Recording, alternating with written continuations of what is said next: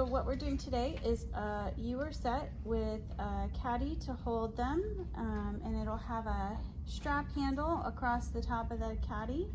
So what you'll need for this project is a needle tool, wooden knife tool, a couple of different ribs, the old go-to red rib, and then a sponge and a bucket of water. I have the big sponge here because it catches my water. If you like the big sponges, these can be found at Home Depot. They are tile sponges if you're looking for them. You'll need your bat and also a cut wire. So this is just a makeshift cut wire I have out of some string. And you'll need, this is about 1.5 pounds of clay for each ewer, or oil and vinegar. And then you'll need about 2.5 to 3 pounds for the caddy set.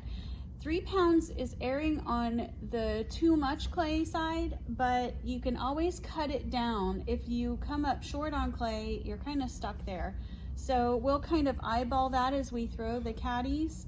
You're also going to need a ruler or a set of calipers, which are the lid masters, and that is to measure your ewers to make sure that you're making the caddy long enough to hold them both. That's important. Then you'll also need just an extra lump of clay, and that's for the tops of the ewers that you're going to throw off the hump. So this is quite a bit of clay. I don't need this much. This is about 3 pounds. It's way more than I'm going to need, but I have it there just to throw those tops off. So we're going to start with the little ewers. So for those of you that have taken my classes before or watched any of the videos that we've sent out so far, we start by sealing your clay down to the wheel, and then we're going to center it. So when we center it, the first step is coning up, and when you're coning up, you're using the heel of your hand to push away from you slightly while you squeeze in the back with your fingers. You want to remember to keep your arms locked down to your legs or your splash pan if you're using a splash pan. And you're also going to want to try to keep your hands connected as you throw, because it'll allow you a little more control than if they're independent nations. So we're going to start by sealing this down to the wheel. Get your hands wet, and we'll cone up.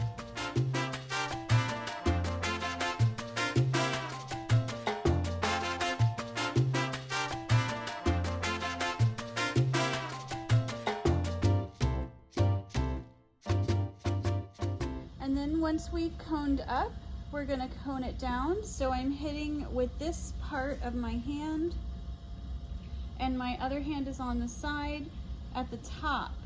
It's not down here. If you have it down here, you're gonna have some issues with the clay twisting through the center because your hands are placed too far apart. So you want to bring them up and talking to each other, and you're gonna push down and away from you ever so slightly as you're pushing down on the top. Remember that I'm not directly on the top of this clay because it fans out. I'll show you what that looks like. If you're on the top, you'll start to see this. That is what you don't want. You don't want this cliff hanging over the edge of the bottom. You want it to be a solid cone all the way through. So what you're going to do is take your hand, if that starts happening, and shift it back towards you a little bit.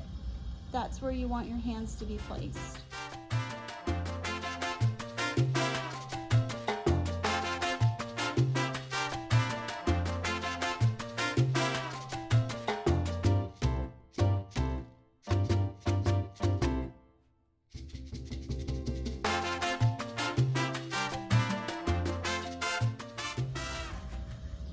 Okay, once you've got this centered, which means that your hand is not dancing on the top or on the side, then you're gonna open this. So when you go to open, you wanna make sure this is a little bit wider than what you wanna end up as. If you start with it narrow, you're stuck at narrow. So always go a tad bit wider than where you intend to end up at. We're gonna open this, so we're gonna open it like a cylinder, which means I'm gonna have a straight wall and a 90-degree angle on the floor. So I'm gonna go straight down with my index finger, and you wanna make sure when you're opening pots that you don't drill that hole really fast with your finger. So even if your wheel is going at a steady pace, that's fine as long as your hand is moving slow. If you go straight down too fast, you're gonna throw the inside off center, and that will cause you problems when you're trying to throw the wall taller. You'll notice too that my hands are still talking to each other. So this left hand is resting on the top, holding my right index finger still and steady in the center.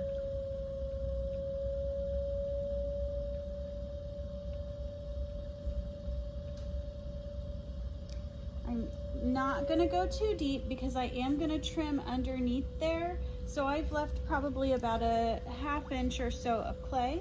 Now I'm gonna take 2 fingers of my right hand, and I'm gonna open that gap a little bit wider.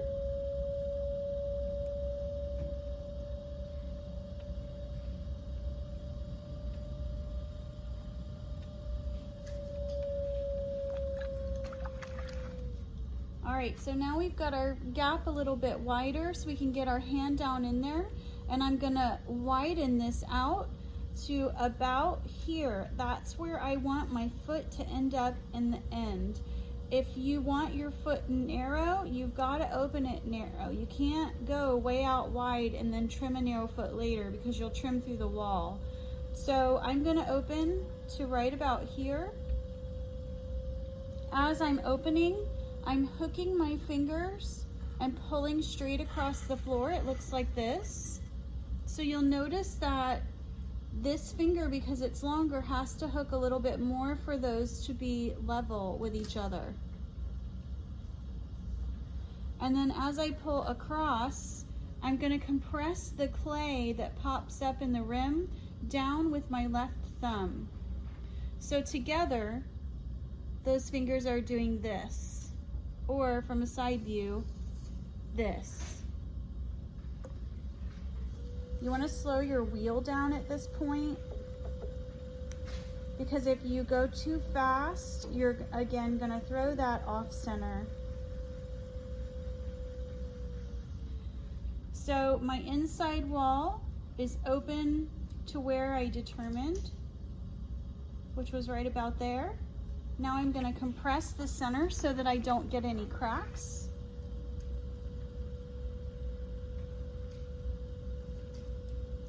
We're going to compress the top. Now I'm going to pull the wall up. So the key to these forms, these are kind of similar to a bottle shape in that they are a little bit wider at the top and then they have a very narrow neck.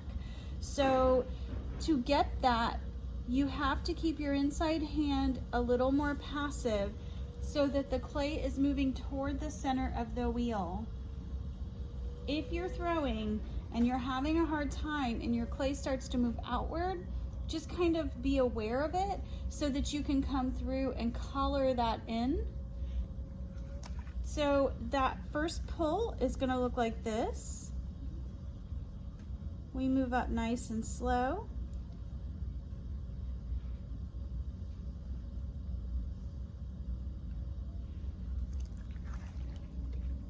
You compress the rim, and then you compress the floor. You can't compress too much, and that's another reason why you want to leave some clay down in the center there, because as you compress, some of that comes off on your sponge. So if it's thin, you're going to compress right through to the bat. So these are all just little helpful tips when you're throwing pots. And then just to readdress what I was talking about, if your pot is looking like this and it's starting to move outward, you're going to have a hard time collaring that into that narrow neck later. So when you color, you're taking your hands and you're slowly bringing that clay up together at the top, like so. So that keeps that in check and moving toward the middle of the wheel. So we're just gonna make some pulls, and you wanna slow your wheel down at this point.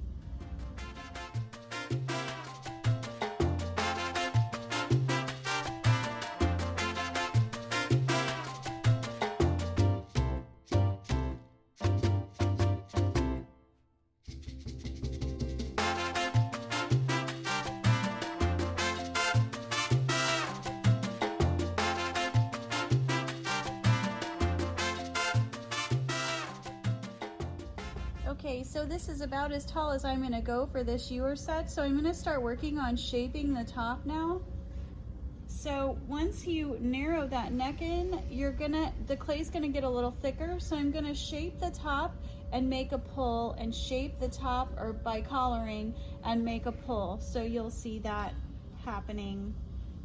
So I'm going to come above the area. I want to make sure I get the water out of here so that it doesn't cause cracking as it dries, because it will. I'm going to make a pull by collaring first. And then that clay gets thicker, so I'm going to thin that out by just pulling the top part, since I can't get down here any longer without widening this up again.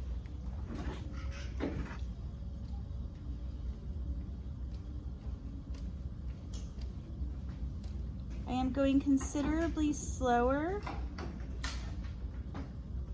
which means that I also slow down the hand speed. So you're looking for your throwing rings to be fairly small and concentric. So not a wide gap and a little gap between your throwing lines, but all kind of the same. Then you know you're going at a steady pace up that wheel, up that wall.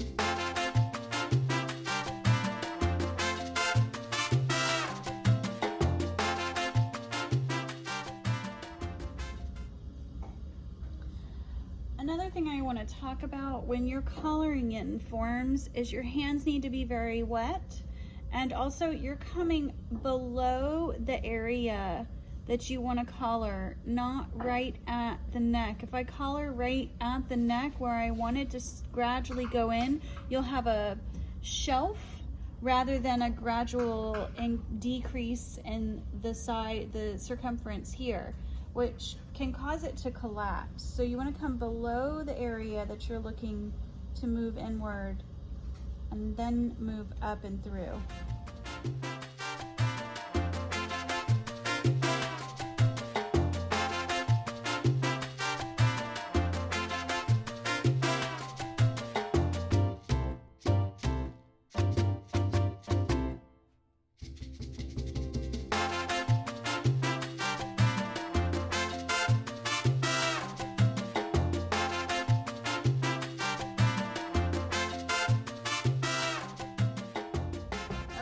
So before I go any further, I'm gonna clean this up, because once I put its little spout in, I won't be able to get all that slip off of there and change any adjustments to the rim if I want to make them.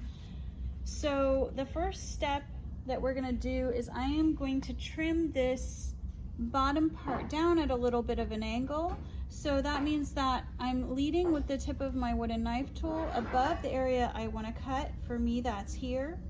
And as I move down slow, I'm going to round that bottom in. So if I were showing you on this side of the cup, I'm actually going down in at a little bit of an angle, if that makes sense.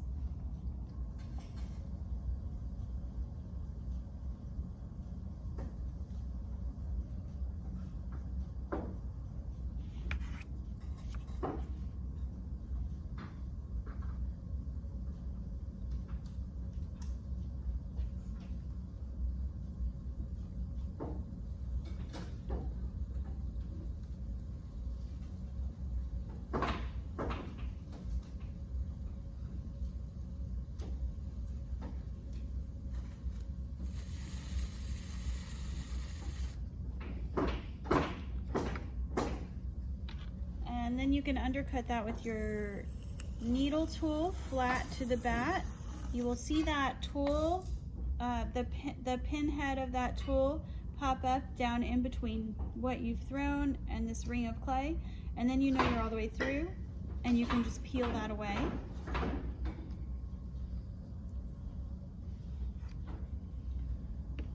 And then we'll clean up this excess on the wheel and give ourselves a little guide for a cut wire later. So you can see now, maybe it will make sense as to why you don't open way wide when you want a little bit more of a narrow foot, because if I had opened this up way wide and I had tried to cut that clay at an angle, then I would have cut right through the wall. Okay, now we're gonna clean this up with our rib. So I'm using the flat edge of this rib on the side, and I can bend this and form it against any curve I'm looking at. On this top neck part here, you want, that's concave,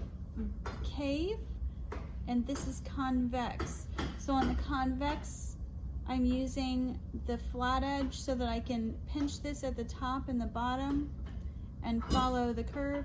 And then on the top, I'll use this part to follow that curve. If this doesn't fit, I have my smaller rib here with that same curve, and I can match it that way.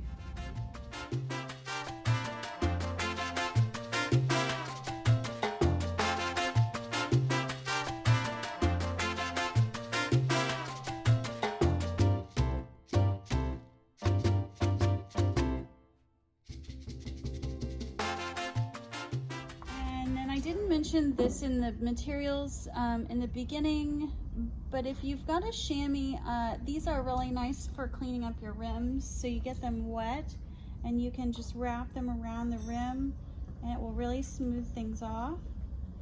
I'm gonna put a little spout in this for pouring.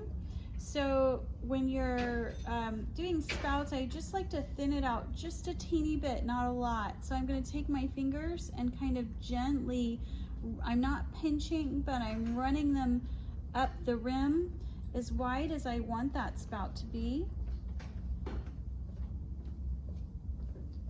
And what this does is it thins it out just a teeny bit so that there's a gentler transition between the edges of the spout and where it's headed.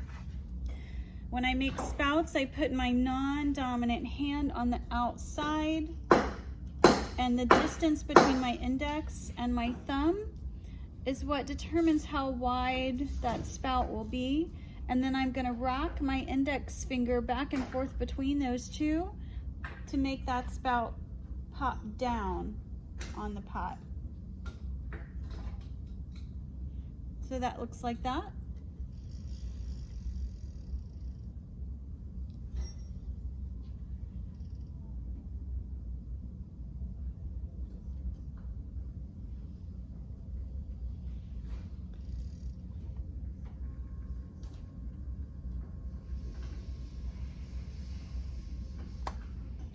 All right, so we are gonna undercut this, and I'll make the second one, and I'll use my ruler to try to get them somewhat close to each other, and then I'll show you how to throw the caddy after that.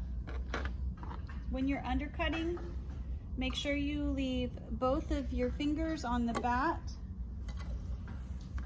so that you don't cut off the bottom of the pot where you want your clay to be.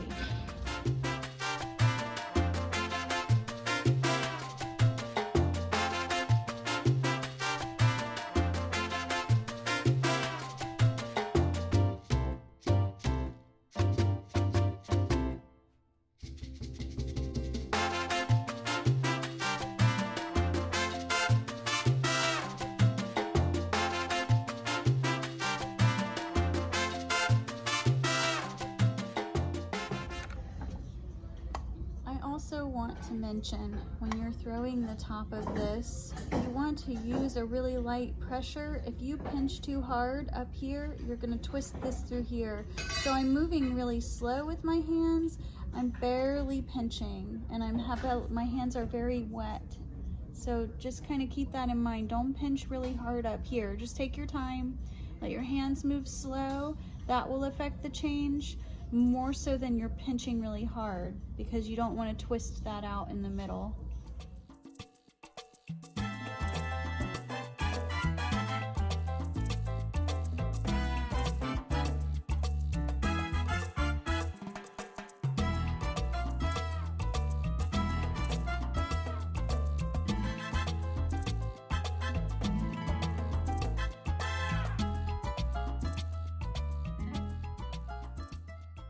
Okay, so when you're measuring for the Caddy, we're measuring, keeping in mind that I'm going to trim these in a little bit more, especially this one, because I didn't cut off quite as much as I did that one over there. So I'm gonna make them match a little bit later.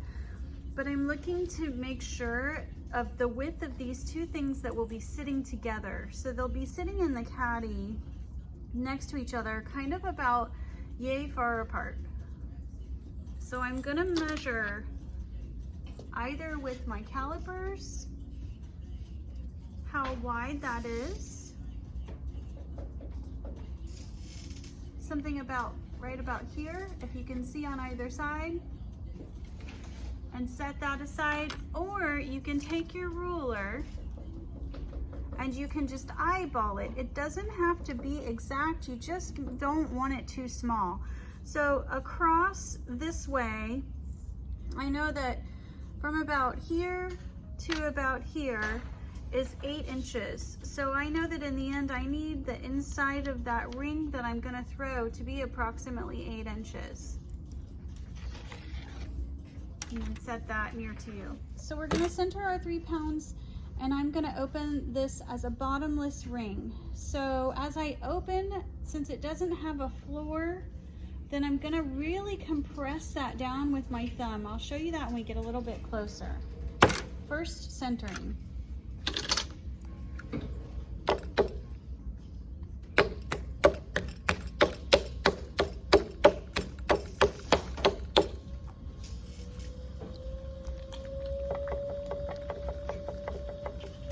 Whoopsie. Yeah. Stay on the wheel.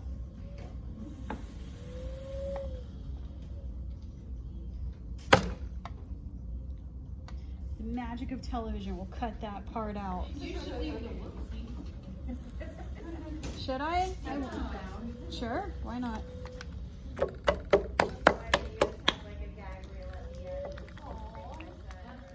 That's cute.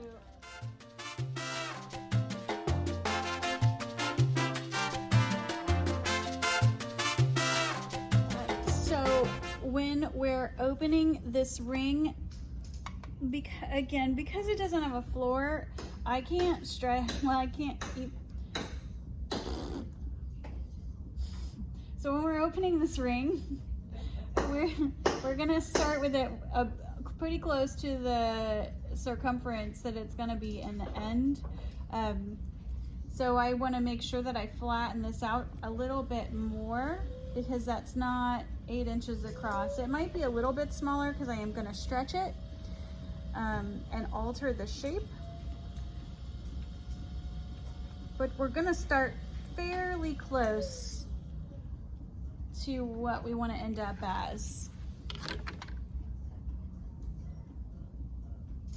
So this is about 6 inches across, and I know that as I pull this out, I'm also going to stretch this to the edge of the bat, which would make it the length that I need in the end. So I'm going to start with this for the amount of clay that I used, which was 1.5 pounds, 1.5 pounds, and 3 pounds.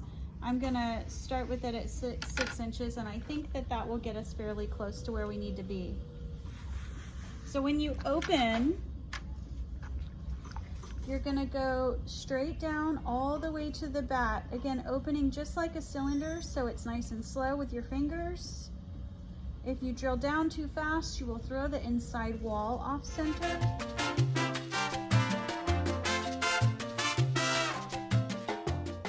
Okay, so now I've opened this all the way to the bat. I will show you what that looks like. We'll just get the water out of there.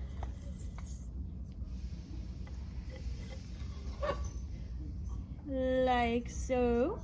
So now I'm gonna pull this across, and I'm actually compressing the top of this with my thumb of my left hand as I pull with these two fingers of my right hand across the floor.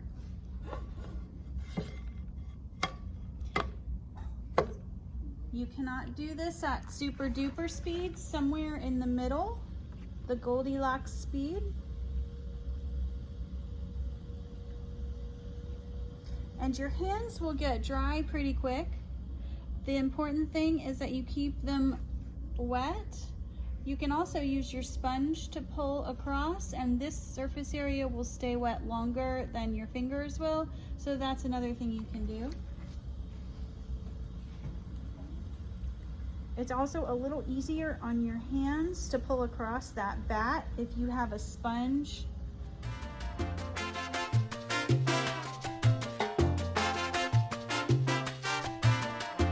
And then we're pulling this ball straight up.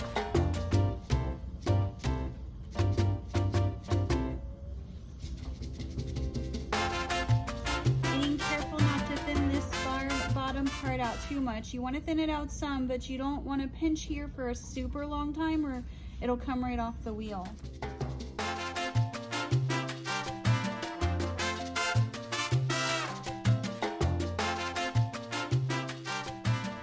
You're going to clean it up with your ribs.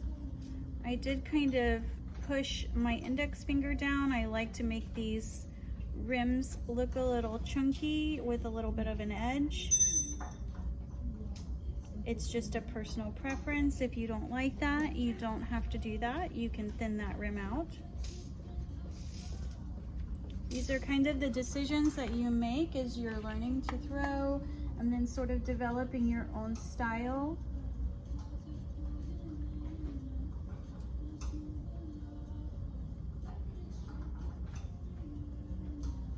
So I encourage you to play around and see what happens.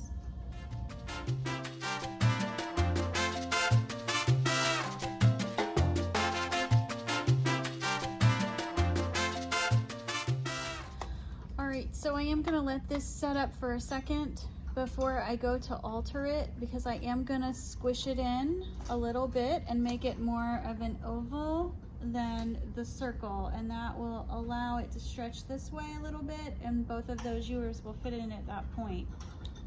It's too wet to undercut now, but I will come through when it's set up a little bit and undercut it with a fettling knife as I turn it around on the bat. So I'll show you that in a bit. In the meantime, we're gonna throw the tops for these little things, these little ewers. Okay, when you're throwing the top pieces, you're looking at the diameter on the inside at its widest point. So you are looking at from here to here.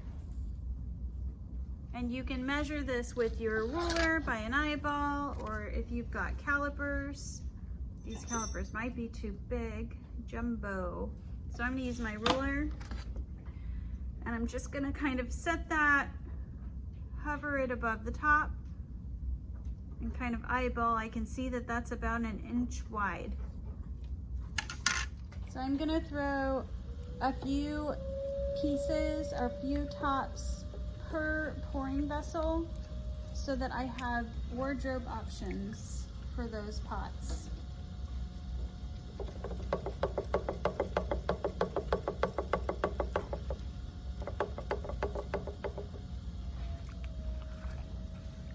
So when you're throwing off the hump, you really only need to concern yourself with the portion of the clay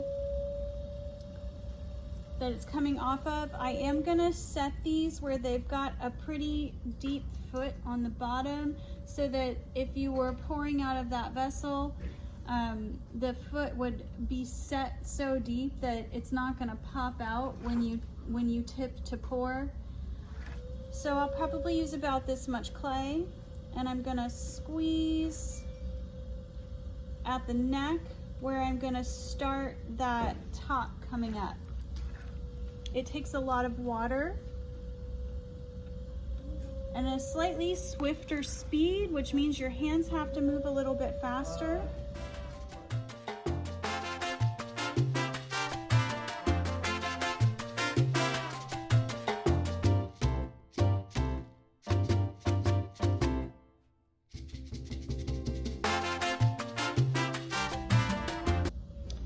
And then to get this off, with wet fingers holding this still, I'm going to cut in with my needle tool.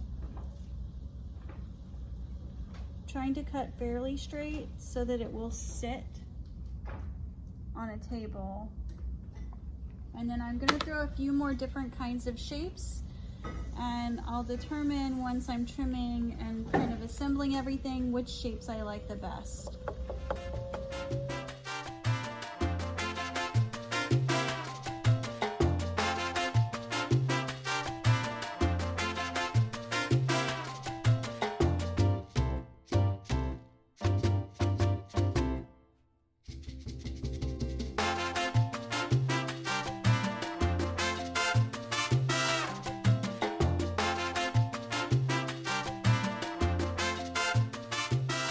Okay, I'm gonna alter this, and I've got a fettling knife to cut, and instead of a cut wire, that way any alterations don't come from the cut wire, they come from my hands.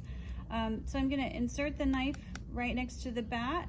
I have my wheel in neutral,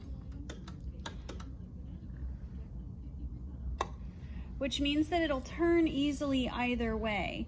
Just if you're gonna use the wheels as banding wheels, put them in neutral or only spin them the direction that you have the foot pedal or the motor spinning, so that you're not fighting the belts in the motor. So I'm gonna put this underneath here, and I'm gonna spin this as I turn. And then at the end here, you just kind of support the bottom, come all the way around. And then you can just kind of pick up one edge and pinch, and I'm going to spin it. And I'm picking up at the bottom of this form. This is sticking a little bit, so we'll undercut this again.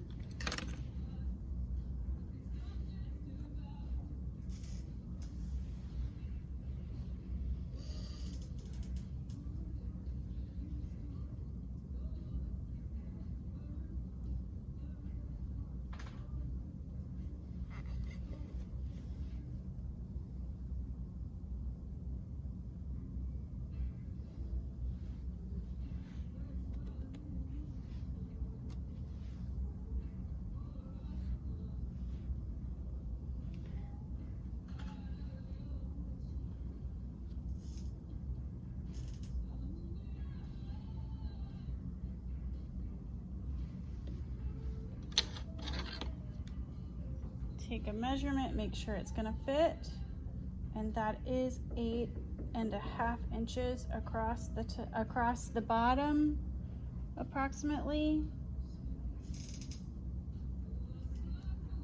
So that'll be just fine with shrinking. And then we're gonna set this aside and let it hang tight on the bat, because I can't move this and not alter the shape of it. If by the end of your class time it's dry enough to shift, you can move it to the board with your ewer set. If not, it's okay to leave these on the bat. Thanks for watching. So I wanted to kind of include with this video an alternative to rolling out a slab. You can throw a slab on the wheel.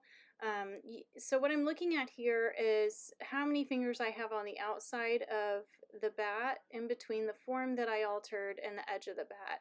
I know that if I throw my slab out to that edge, that it will definitely be big enough to be the bottom of this altered caddy form. So this is just an alternative to rolling out a slab if you have the time in this week to do this, and then it could be drying and ready for assembly in the following week, and that could save you a little bit of time at a slab roller. This is about 3 pounds of clay, and I'm just centering it up, and I'm gonna throw it flat like a pancake, and that will really be it to that. So as you're throwing this flat form, I would hold my sponge in my hand with a little bit of water, and you can push down with your fist in the center and slowly drag it out towards yourself, towards your torso, and squeeze that water as you go along because your hand is going to dry out a lot. And then also when you're throwing really flat things, just make sure that you compress them really, really well so that they don't crack as they're drying. So I kind of go back and forth with my sponge and compress that disc flat. You're going to clean everything up with your rib once you're satisfied and you have it as thin as you want it to be. And after you clean things up with the rib, you're going to undercut it. Make sure that you remove your splash pan so that you can get your hands down below the wheel head with your cut wire so that you don't accidentally cut through the top of that form. So you'll see here I've got my hands that kind of go down on the side of this disc that I've thrown. That's it, and thanks for watching.